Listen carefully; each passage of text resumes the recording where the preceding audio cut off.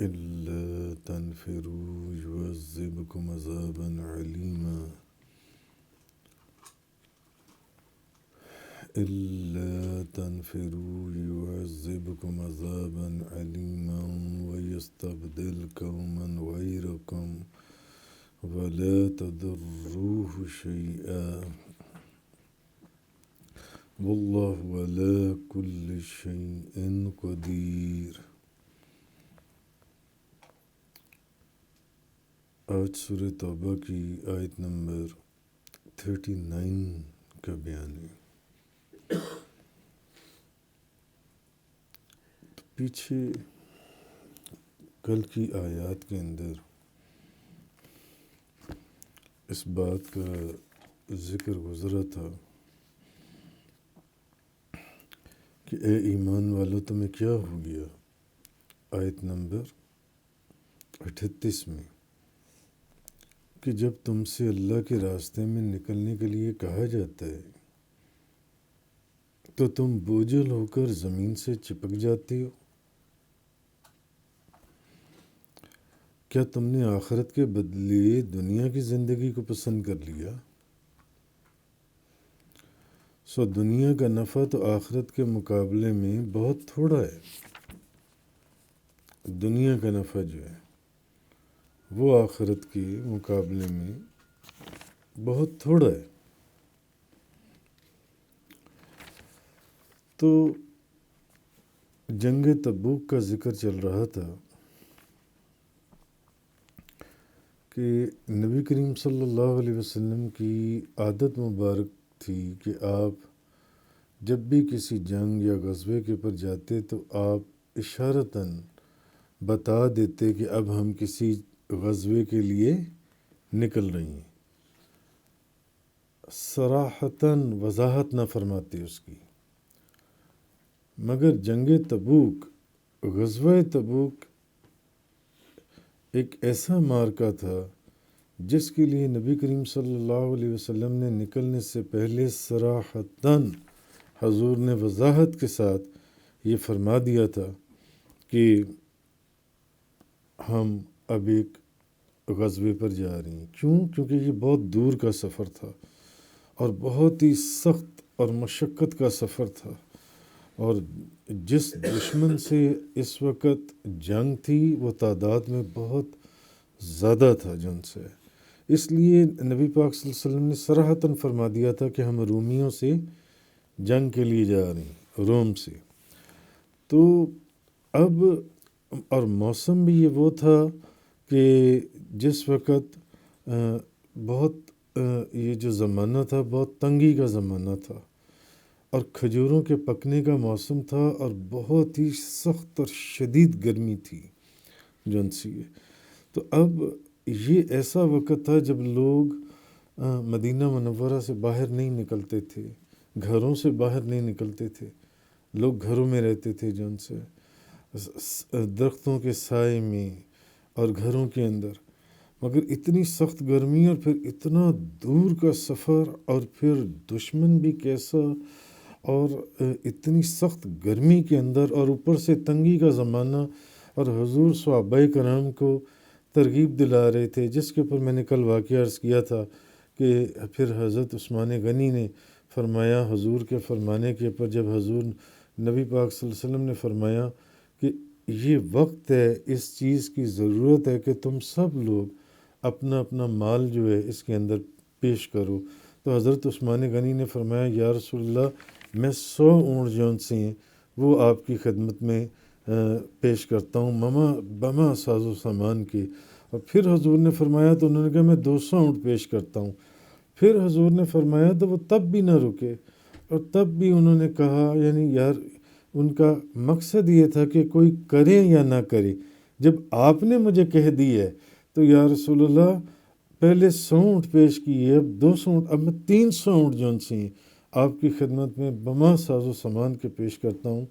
تو حضور ان سے اتنے خوش ہوئے کہ حضور نے فرمایا آج کے بعد عثمان جو مرضی کرے اس کو کوئی اس کو ضرر نہیں، آج کے بعد عثمان جو عمل بھی کرے اس کو کوئی ضرر نہیں۔ اور وہ راوی کہتا ہے کہ میں نے دیکھا حضور ممبر سے اتر رہے تھے حضور حضرت عثمان غنی کی اس ادا کے اوپر اتنے خوش تھے کہ حضرت عثمان غنی نے آپ کے کہنے کے اوپر کہ آپ صحابہ کرام کو ترغیب دلا رہے تھے کہ یہ اس وقت سخت ضرورت ہے کہ تم سب لوگ اپنا اپنا حصہ ڈالو اس جنگ کے اندر، اس سفر کے اندر۔ تو حضرت عثمان غنی نے کہا 100 اونٹ، پھر حضور نے فرمایا کہ اچھا یا رسول اللہ 100 اونٹ، پھر انہوں نے فرمایا کہ اچھا یا رسول اللہ 300 اونٹ میں آپ کی خدمت میں بما ساز و سامان۔ تو حضور نے ان کو وہ بشارت عطا فرمائی جو شاید کسی کو بھی نہ عطا فرمائی تھی۔ حضور نے فرمایا آج کے بعد عثمان جو بھی عمل کرے اس کو ضرر نہیں، جو بھی عمل کرے اس کو ضرر نہیں، جو بھی عمل کرے اس کو ضرر نہیں ہے۔ اور پھر اس کی اس حدیث کی پھر ایک شرح میں نے کل بیان کی تھی، کتاب محسن بزبان محسن کے کچھ لوگوں کو پھر ایسی قبولیت دی جاتی ہے کہ ان کو پھر ہر لحاظ سے قبولیت کی اور معافی کی اور بخشش کی اور مغفرت کی سٹیمپ لگ جاتی ہے۔ مگر کچھ ایسے بھی تھے جو منافق لوگ تھے، وہ اس میں نہ تو خود کچھ کرنا چاہتے تھے نہ دوسروں کو چاہتے تھے کہ وہ بھی اس میں حصہ ڈالیں جو ان سے کسی بھی طریقے سے۔ تو بہرحال جو زیادہ مسلمان تھے وہ تھے جنہوں نے نبی کریم صلی اللہ علیہ وسلم کے حکم کے اوپر کثرت جو تھی 30,000 صحابہ کرام خوشی سے اس لشکر کے اندر شامل ہوئے، اور ہر کسی نے اپنے حسب استطاعت جو ان سے اس کے اندر نبی پاک صلی اللہ علیہ وسلم کی بارگاہ میں اپنا حصہ پیش کیا۔ تو چند ایک مسلمان ایسے تھے جو بغیر کسی عذر کے بظاہر کچھ سستی کی وجہ سے جو ان سے وہ رہ گئے اور وہ نہ جا سکے، مگر اس کے باوجود ان کو بڑی سخت ملامت کی گئی، ان کو قرآن اور حدیث جو کہہ رہے۔ اور منافق جو تھے وہ تو منافق ہی تھے، کیونکہ وہ نہ تو خود کچھ کرتے تھے نہ کچھ کرواتے تھے اور نہ کسی کو کچھ کرنے دیتے تھے، آپس میں چہ مگوئیاں کرتے تھے اور آپس میں ایسی باتیں کرتے تھے کہ دوسرے لوگ بھی اگر کسی نے کوئی خدمت کرنی ہے یا حضور نبی کریم صلی اللہ علیہ وسلم کے ساتھ اس جنگ میں جانا ہے تو وہ نہ جا سکے۔ اب آگے جو ان سے آگے فرمایا آیت نمبر 39 میں اسی کانٹیکسٹ کے اندر بات چل رہی ہے، اِلَّا تَنْفِرُوا يُعَذِّبْكُمْ عَذَابًا عَلِيمًا، اگر تم اللہ کی راستے میں نہیں نکلو گے تو اللہ تمہیں دردناک عذاب دے گا۔ اگر تم اللہ کے راستے میں نہیں نکلو گے تو پھر اللہ تمہیں دردناک عذاب دے گا۔ وَيَسْتَبْدِلْ قَوْمًا غَيْرَكُمْ وَلَا تَضُرُّوهُ شَيْئًا، اور اس سے بھی جو بڑی سخت ایک تنبیہ کی گئی یا ایک بات کہی گئی وہ یہ کہ تمہاری جگہ دوسری قوم لے آئے گا۔ اگر تم نہیں نکلو گے اللہ کے راستے میں، دردناک عذاب تو اپنی جگہ ہے، مگر نبی کریم صلی اللہ علیہ وسلم جن کے قدموں کے ساتھ تم جڑے ہوئے ہو، جن کی معیت کے اندر، جن کی رفاقت کے اندر اگر کچھ ہے تو پھر تمہیں دوسری قوم لے آئے گا اور تم اس کو بالکل نقصان نہیں پہنچا سکو گے، اور اللہ ہر چیز پر قادر ہے۔ واللہ علی کل شیء قدیر، اور اللہ ہر چیز پر قادر ہے، ہر چیز پر۔ تو اصل میں دعوت جہاد جو ہے اس کے قبول نہ کرنے کے اوپر جو چیزیں جو ظاہر ہوتی ہیں یا جس کا حکم آتا ہے ان کا ذکر فرمایا جا رہا ہے۔ یعنی اگر تم جذبہ سرفروشی سے، اگر تم اپنے پورے جذبے سے، اگر تم اپنے پورے جوش و خروش سے، اپنے پورے دل کی تمنا اور خواہش اور محبت کے ساتھ تم میدان جنگ میں نہ نکلے تو پھر ہوگا کیا؟ تمہیں دنیا اور آخرت کے دردناک عذاب میں مبتلا کر دیا جائے گا، دردناک عذاب میں۔ دنیا میں تمہاری عزت و دبدبہ خاک میں مل جائے گا، دنیا میں تمہاری عزت بھی ختم، تمہارا رعب بھی ختم، اور آخرت میں ہوگا کیا؟ تمہیں دوزخ کا ایندھن بنا دیا جائے گا، دوزخ میں ڈال دیے جاؤ گے۔ مگر یہ سزا کچھ کم نہیں ہے، اس کے بعد جس چیز کا ذکر ہوا وہ بڑی سخت، بہت ہی سخت ہے۔ یعنی کہ ہم نے تمہیں اپنے دین کی سعادت اور محبوب رسول کی غلامی کا جو شرف عطا فرمایا ہے،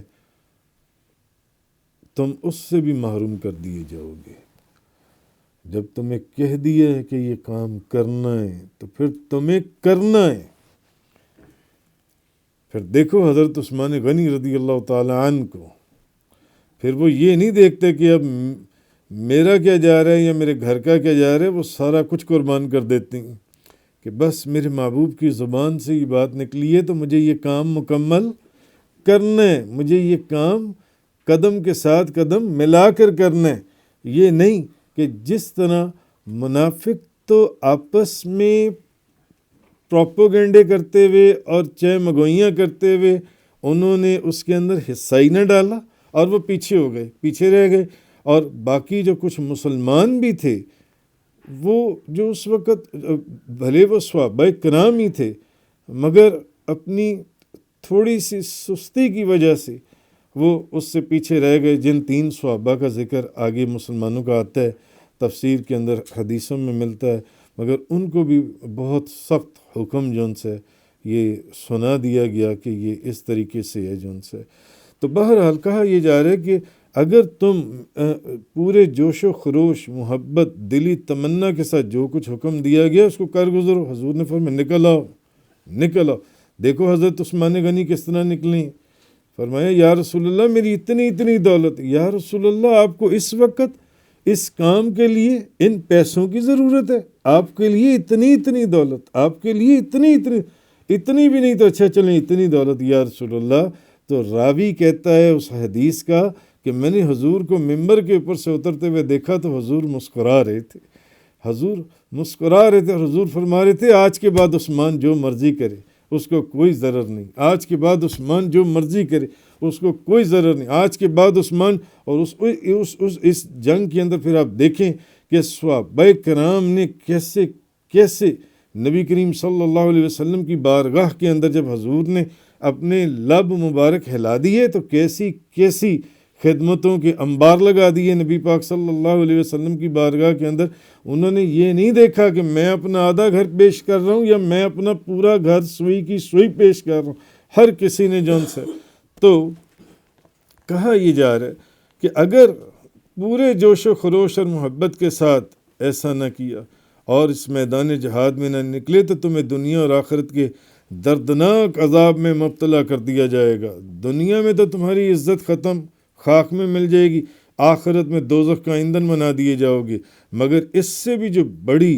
جس چیز کا ذکر کیا وہ یہ، اور جو سنگین ایک چیز ہے وہ یہ کہ ہم نے جو تمہیں اپنے دین کی خدمت کی سعادت اور اپنے محبوب رسول کی غلامی کا شرف عطا فرمایا ہے کہ تمہارے کہ ان کی غلامی کا پٹا تمہارے گلے کے اندر ہے، تم اس شرف سے بھی محروم کر دیے جاؤ گے، اور تم نہیں خدمت کرو گے یا تم یہ کام نہیں کرو گے جس کا تمہیں ڈیوٹی دی گئی ہے تو کسی اور قوم کو ہم اس خدمت کے لیے مقرر فرما دیں گے اپنے محبوب کی۔ کیوں؟ ان کا کام رکنا ہے نہیں، ان کے تو کام ہونے ہی ہے، چلنے ان کے تو محافظ ہم ہیں۔ تو دین اسلام کی اس بات کو ذہن میں رکھنا، جس خدمت کے لیے تمہیں حکم دیا گیا ہے وہ تم صرف اس خدمت کے لیے مخصوص نہیں کر دیے گئے، تم نہیں ہوگے تو تمہاری جگہ کوئی دوسرا آ جائے گا، کوئی تیسرا آ جائے گا، کوئی چوتھا۔ وقت یہ ہے جس چیز کا حکم دیا گیا اس کو کر ڈالو۔ تو اسلام کا نور یہ تو ہمیشہ، اسلام کا چراغ یہ تو ہمیشہ جلتا رہا ہے اور یہ جلتا رہے گا، یہ پرچم لہلا رہا ہے، یہ پرچم لہراتا ہی رہے گا۔ تو یہ کام تم نے نہ کیا تو یہ سعادت کوئی اور حاصل کر لے گا اور تمہیں محروم کر دیا جائے گا، مگر خدا کی خدائی میں تو اس سے کوئی فرق نہیں پڑے گا۔ تو اصل چیز اس آیت کے اندر اللہ تبارک و تعالیٰ نے پچھلی آیت جس کا کل بیان ہوا تھا وہ تھوڑی سی میں نے تمہید اس لیے باندھی تاکہ آپ کو ساری چیز ذہن میں آ جائے کہ کل کی آیت کا کانٹیکسٹ کیا تھا، اسی کے پرسپیکٹو میں اگلی اس آیت کا بیان ہوا۔ اِلَّا تَنْفِرُوا يُعَذِّبْكُمْ عَذَابًا أَلِيمًا، اگر تم اللہ کی راہ میں نہیں نکلے تو اللہ تمہیں دردناک عذاب دے گا، وَيَسْتَبْدِلْ قَوْمًا غَيْرَكُمْ وَلَا تَضُرُّوهُ شَيْئًا، اور تمہاری جگہ دوسری قوم لے آئے گا اور تم اس کو بالکل نقصان نہیں پہنچا سکو گے۔ وَاللَّهُ عَلَى كُلِّ شَيْءٍ قَدِيرٌ، اور اللہ ہر چیز پر قادر ہے۔ تفسیر قرآن کا یہ لیکچر انگلش میں سننے کے لیے براہ کرم ڈسکرپشن میں موجود لنک پر کلک کریں۔